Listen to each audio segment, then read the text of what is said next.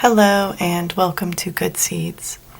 Thanks for joining me again, and if you're new, thanks for joining me today. We will be reading the Jesus Storybook Bible, written by Sally Lloyd-Jones, illustrated by Jago, and then we will read the corresponding scriptures in the NIV. Today's story is God to the Rescue. Moses and the Great Escape from Egypt. And this story is from Exodus 3 through 13. I'm going to condense it when we read our scripture in the Bible, though. But if you want to read it in its entirety later, it's in Exodus 3 through 13. Joseph and his brothers grew old and died, but their children's children stayed in Egypt, where they became a very large family. Later on, a new king began to rule, but this Pharaoh didn't remember Joseph, and he didn't like God's people. He made them into his slaves and beat them and made them work harder and harder. God's people cried out to God to rescue them, and God heard them. He remembered his promise to Abraham. He would look after his people. He would find a way to set them free. One day, Moses was looking after sheep when something caught his eye. A bush was behaving very oddly. It was flickering with flames, but its leaves weren't burning up. He took a closer look. "Moses!" boomed a big voice. Moses leapt back. The bush was talking to him. "I have heard my people's cry," God said. "I have seen their tears, so I have come down to rescue them. Go to Pharaoh and tell him to let my people go free." Moses was afraid, but God said, "I will be with you." So Moses went to Pharaoh. "Pharaoh," Moses began, "God says." "God?" said Moses. "Never heard of him." Moses kept going. "God says, let his people go free." "Why should I?" Pharaoh said. "Don't want to. Won't." So he didn't. So God gave Pharaoh 10 warnings called plagues. First, God turned the river Nile into blood.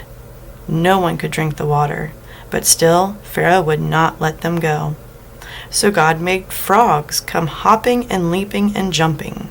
And your bed frogs, and your hair frogs, and your soup frogs, all over everywhere frogs. "Make them go away," Pharaoh screamed. "Then your people can go." So God took the frogs away. But Pharaoh changed his mind. "You can't go," he said. Then God sent zillions of gnats. But still, Pharaoh said no. So then God sent swarms of flies. Flies buzzing in your eyes, flies. And after that, sickness and horrible boils, and a huge hailstorm, and a storm of locusts, then darkness when it should have been day, until it seemed that the whole world, creation and everything, was coming undone, falling back into darkness and emptiness and nothingness. But each time, Pharaoh said, "Make it stop, and then I'll let them go." And each time when God made it stop, Pharaoh changed his mind and said, "Actually, no, you can't go." Finally, Moses warned Pharaoh, "Obey God, or he will have to send the worst thing of all." Pharaoh just laughed. So God said, "The oldest boy in each family of Egypt must die, but my people will be safe." God told his people to take their best lamb, to kill it, and put some of its blood on the front of their doors. "When God passes over your house," Moses explained, "God will see the blood and know that the lamb died instead of you." That night, it was just as God had said. Suddenly, piercing darkness, echoing down the corridors of the palace, came a blood-curdling scream. Pharaoh's oldest son had died. At last, Pharaoh did what God said. "Get out," Pharaoh shouted. "Just go." And so, that very night, Moses and God's people fled out of Egypt and out of slavery. They were free at last. God's people would always remember this great rescue and call it Passover. But an even greater rescue was coming. Many years later, God was going to do it again. He was going to come down once more to rescue his people. But this time, God was going to set them free forever and ever. And that's the end of this story. And we will be turning to Exodus 3. Now I'm going to be reading Exodus 3 and then skip over to Exodus 7, 1 through 13, and then Exodus 12. And I'm going to be summarizing some of the stories in between. All right, we are in Exodus 3. Moses in the burning bush. Now Moses was tending the flock of Jethro, his father-in-law, the priest of Midian. And he led the flock to the far side of the wilderness and came to Horeb, the mountain of God. There the angel of the Lord appeared to him in flames of fire from within a bush. Moses saw that though the bush was on fire, it did not burn up. So Moses thought, "I will go over and see this strange sight, why this bush does not burn." When the Lord saw that he had gone over to look, God called to him from within the bush, "Moses, Moses." And Moses said, "Here I am." "Do not come any closer," God said. "Take off your sandals, for this place where you are standing is holy ground." Then he said, "I am the God of your father, the God of Abraham, the God of Isaac, and the God of Jacob." At this, Moses hid his face because he was afraid to look at God. The Lord said, "I have indeed seen the misery of my people in Egypt, and I have heard them crying out because of their slave drivers, and I am concerned about their suffering. So I have come down to rescue them from the hand of the Egyptians, and to bring them up out of the land into a good and spacious land, a land flowing with milk and honey, the home of the Canaanites, Hittites, Amorites, Perizzites, Hivites, and Jebusites. And now the cry of the Israelites has reached me, and I have seen the way the Egyptians are oppressing them. So now go, I am sending you to Pharaoh to bring my people, the Israelites, out of Egypt." But Moses said to God, "Who am I that I should go to Pharaoh and bring the Israelites out of Egypt?" And God said, "I will be with you, and this will be the sign to you that it is I who have sent you. When you have brought the people out of Egypt, you will worship God on this mountain." Moses said to God, "Suppose I go to the Israelites and say to them, 'The God of your fathers has sent me.' And they ask me, 'What is his name?' Then what shall I tell them?" God said to Moses, "I am who I am. This is what you are to say to the Israelites. I am has sent me to you." God also said to Moses, "Say to the Israelites, 'The Lord, the God of your fathers, the God of Abraham, the God of Isaac, the God of Jacob, has sent me to you. This is my name forever, the name you shall call me from generation to generation. Go, assemble the elders of Israel. Say to them, 'The Lord, the God of your fathers, the God of Abraham, Isaac, and Jacob, appeared to me and said, I have watched over you and have seen what has been done to you in Egypt. And I have promised to bring you up out of your misery in Egypt, into the land of the Canaanites, Hittites, Amorites, Perizzites, Hivites, and Jebusites, a land flowing with milk and honey. The elders of Israel will listen to you.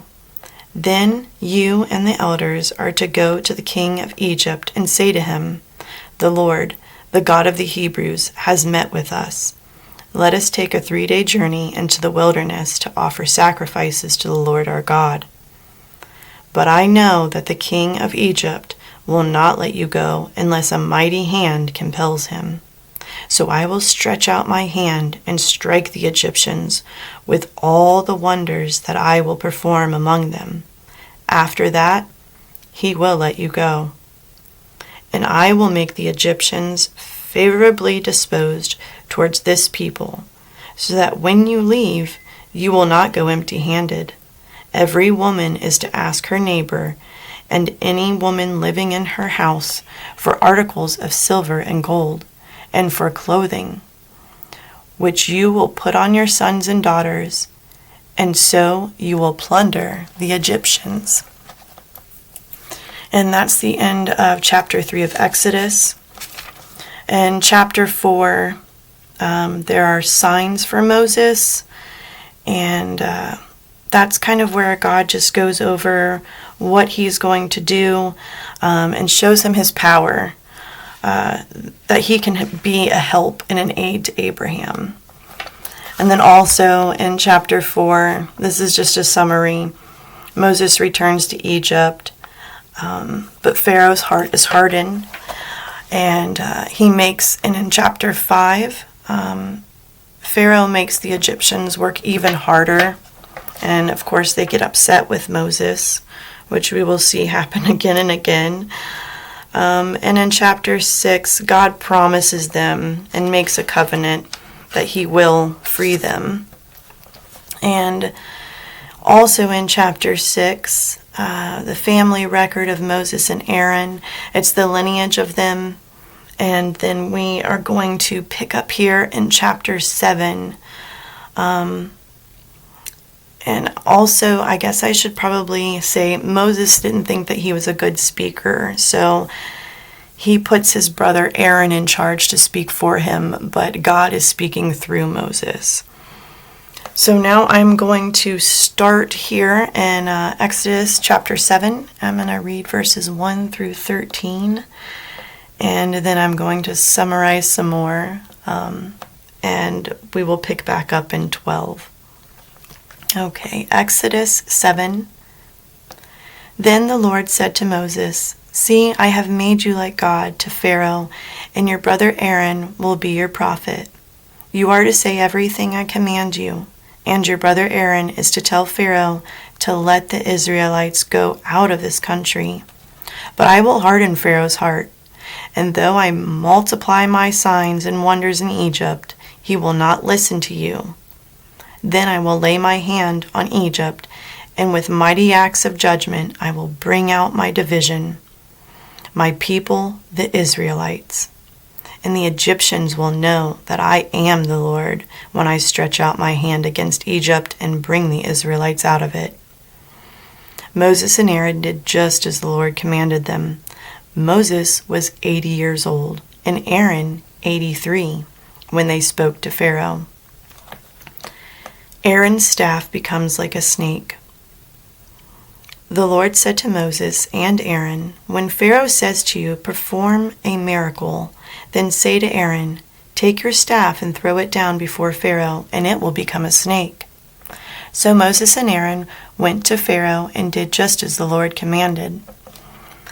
Aaron threw his staff down in front of Pharaoh and his officials, and it became a snake. Pharaoh then summoned wise men and sorcerers, and the Egyptian magicians also did the same thing by their secret arts. Each one threw down his staff, and it became a snake. But Aaron's staff swallowed up their staffs. Yet Pharaoh's heart became hard, and he would not let them go, just as the Lord had said. Now I'm going to summarize and just go over the 10 plagues that happen here. First, we have the plague of blood, and then we have the plague of frogs. Next, we have the plague of gnats, and Pharaoh still won't let them go. And we have the plague of livestock, the plague of boils, the plague of hail. Pharaoh still hardened his heart.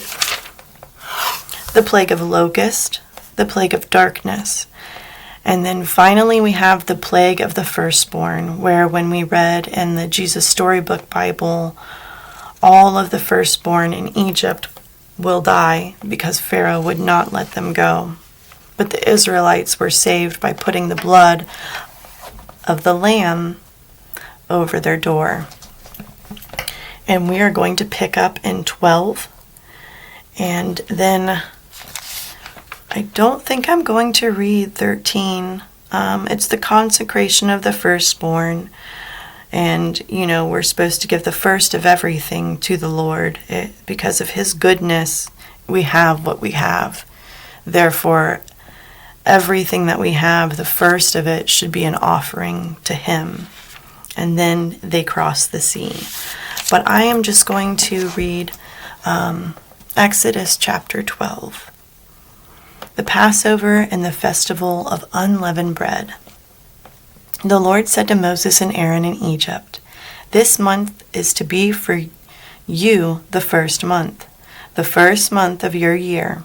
Tell the whole community of Israel that on the 10th day of this month, each man is to take a lamb for his family, one for each household. In any household too small for a whole lamb, they must share one with their nearest neighbor, having taken into account the number of people there are. You are to determine the amount of lamb needed in accordance with what each person will eat. The animals you choose must be a year old, males without defect, and you may take them from the sheep or the goats. Take care of them until the 14th day of the month, when all of the members of the community of Israel must slaughter them at twilight. Then they are to take some of the blood and put it on the sides and the tops of the door frames of the house where they eat the lambs. That same night they are to eat the meat roasted over the fire, along with bitter herbs, and bread made without yeast.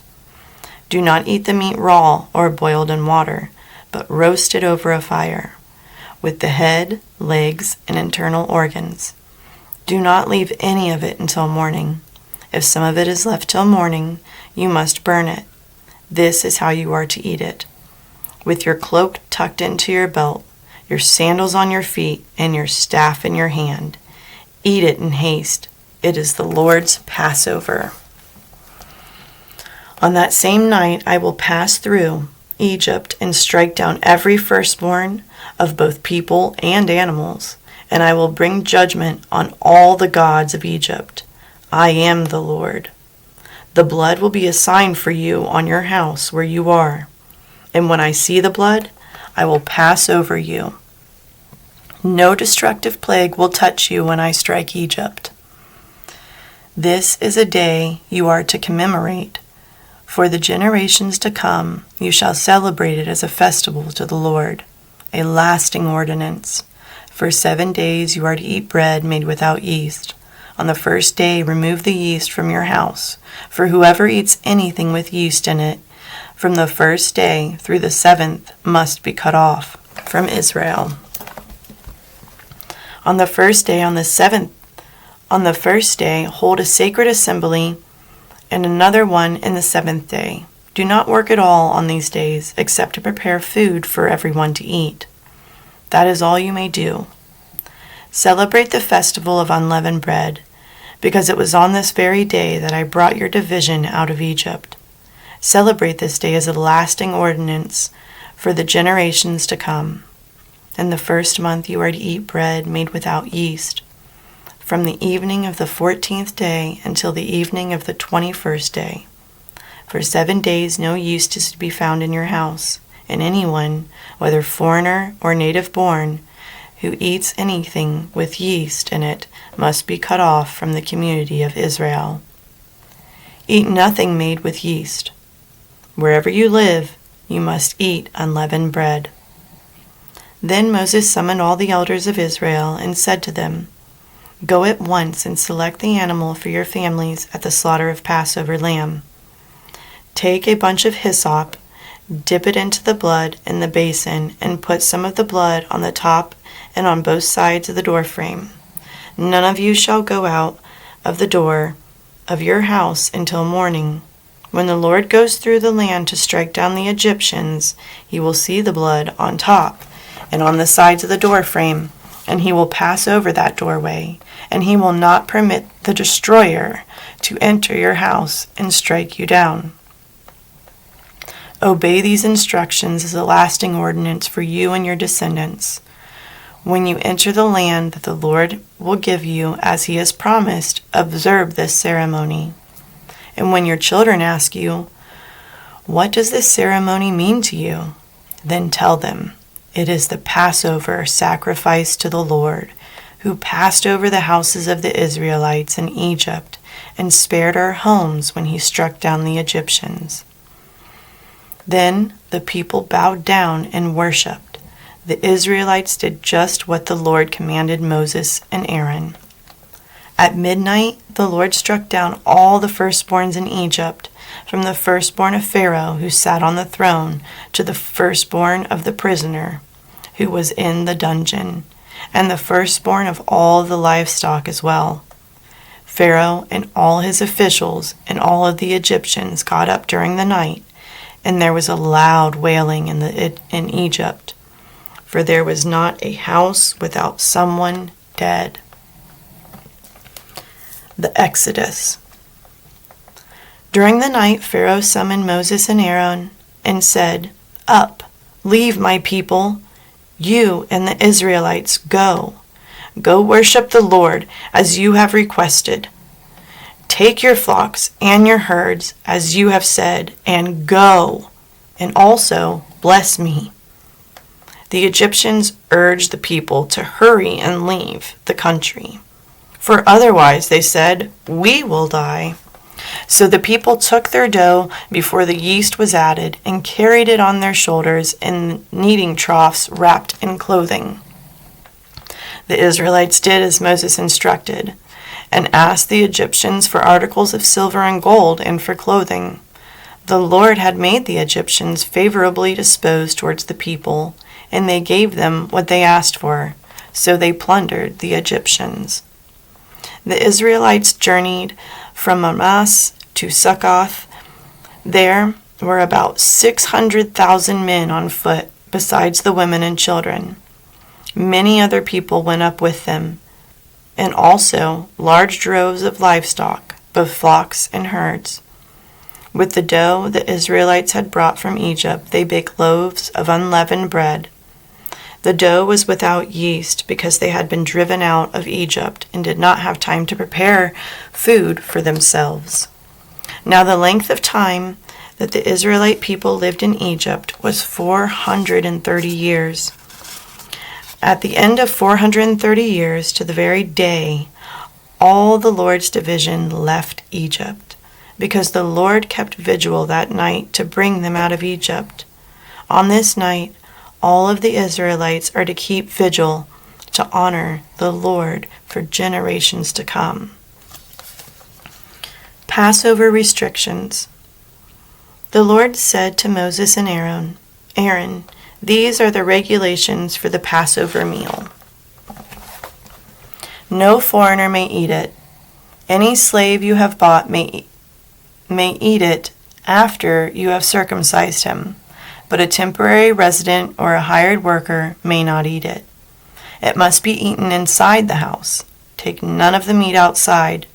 Do not break any of the bones." The whole community of Israelites must celebrate it. A foreigner residing among you wants to celebrate the Lord's Passover, must have all the males in his household circumcised. Then he may take part like one born in the land. No uncircumcised male may eat it. The same law applies both to native-born and to foreigners residing among you. All of the Israelites did just what the Lord commanded Moses and Aaron. And on that very day, the Lord brought the Israelites out of Egypt by their division. What a wonderful story. And then we have chapter 13, which I'm not going to read, but I just want to thank you for joining me. And if you are having trouble finding my videos, if you want to like, subscribe, and hit the bell, I hope that I will pop up in your feed next time. Again, thank you for joining me, and I hope you enjoy this channel. Lord willing, I will see you next time.